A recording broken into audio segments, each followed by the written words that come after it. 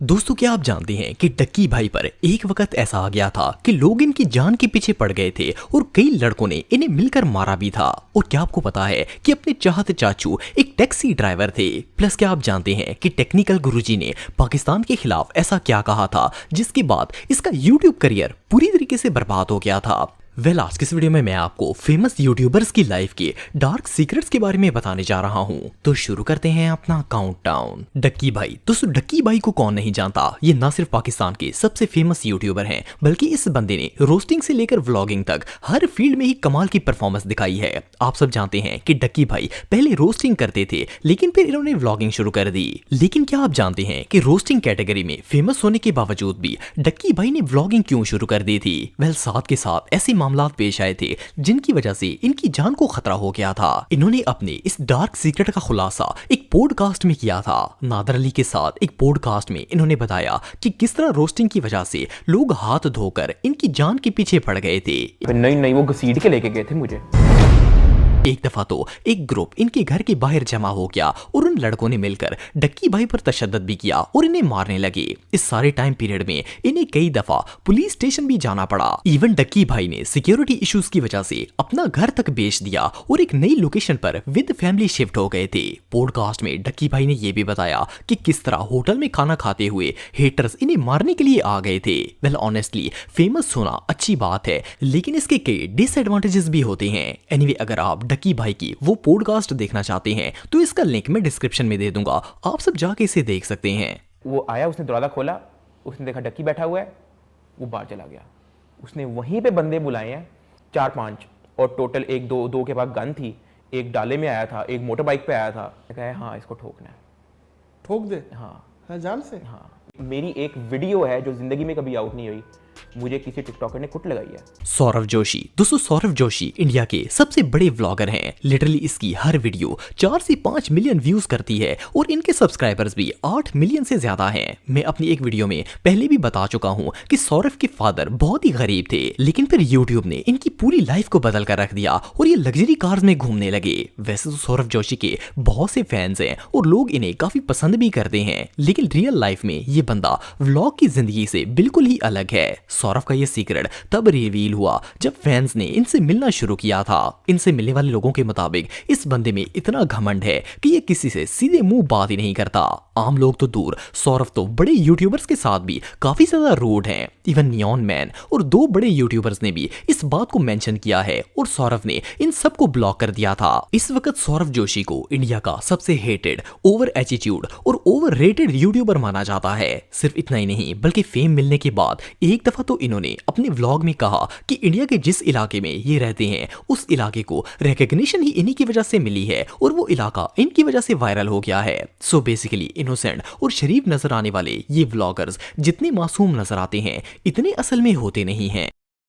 Video मत बनाओ ना, वीडियो ऐसे गाइस। और भाई से जे उम्मीद नहीं थी यार, डाम से कोई वीडियो नहीं शूट कर रहे थे हम यार। गाइस दे रही एटीट्यूड किंग की कॉलोनी जा रहा हूँ भाई, मैं एकदम मूड खराब हो गया यार। कच्चे के डाकू। दोस्तों, कुछ हफ्ते पहले यूट्यूब पर एक ऐसा कंटेंट क्रिएटर आया जिसने पूरे पाकिस्तान को हैरान कर दिया। मतलब अब डाकू भी कंटेंट बनाया करेंगे।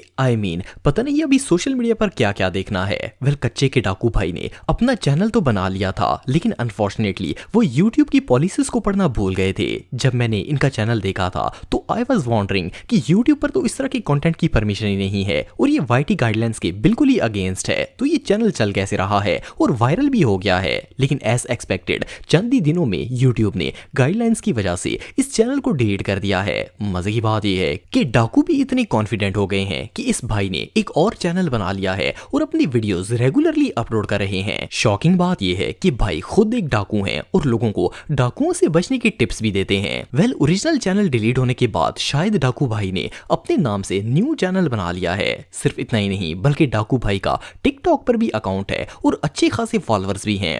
सोशल मीडिया के जो हालात चल रहे हैं इन्हें देखकर तो ऐसा लगता है कि जल्दी रक्षे वाले, टांगे वाले और घर की मौसियां भी कंटेंट बनाकर इंटरनेट पर वायरल हो जाएंगी। कंटेंट बनाना कोई बुरी बात तो नहीं है, अनलेस कि वो क्रिंज ना हो।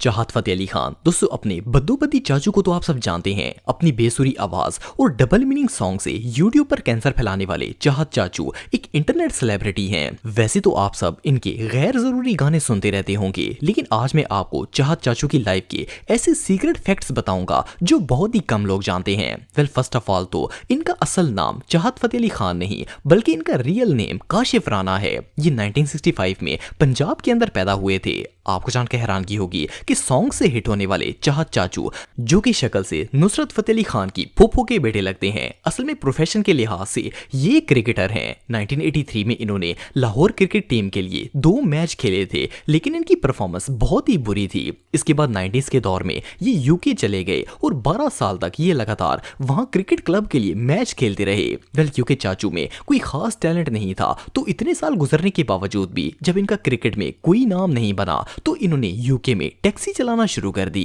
एक लंबे अरसे तक काशिफ उर्फ चाहत फतेह अली खान यूके में टैक्सी चलाते रहे और फिर कोविड में 60 साल के इस चाचू के अंदर का मिरासी जाग गया और इन्होंने गाने गाना शुरू कर दिए। वेल इनके बेसुरे गाने सुनकर तो किसी का भी म्यूजिक इंडस्ट्री से भरोसा उठ जाएगा। पाओ पाओ पाओ पाओ पाओ पाओ। टेक्निकल गुरुजी दोस्तों अगर आप टेक वीडियोस देखते हैं तो आप टेक्निकल गुरुजी को जानते होंगे। 2017 से 2020 के दौर में ये इंडिया के सबसे वेल नोन इन्फ्लुएंसर्स में से एक था। इसके सब्सक्राइबर्स इतने तेज से इंक्रीज हो रहे थे कि आज तक किसी टेक यूट्यूबर को इतना फेम नहीं मिला था। लेकिन आज अगर आप इसके चैनल पर जाएंगे तो इसके ज्यादातर वीडियोस 1 लाख व्यूज भी नहीं कर पाती। हालांकि इसके चैनल पर 23 मिलियन सब्सक्राइबर्स हैं। वेल टेक्निकल गुरुजी जिसका असल नाम गौरव चौधरी है, इसके डाउनफॉल के पीछे कई डार्क सीक्रेट्स हैं। सबसे पहली बात तो ये है कि इसने 2015 में अपना चैनल बनाया था और उस टाइम के सबसे famous tech YouTuber Sharma ji technical के साथ कोलैबोरेशन करके इसका फ्रेंड बन गया ताकि आगे बढ़ने में आसानी हो। लेकिन जैसे ही इसके सब्सक्राइबर बढ़ना शुरू हुए इसने शर्मा जी को छोड़ दिया।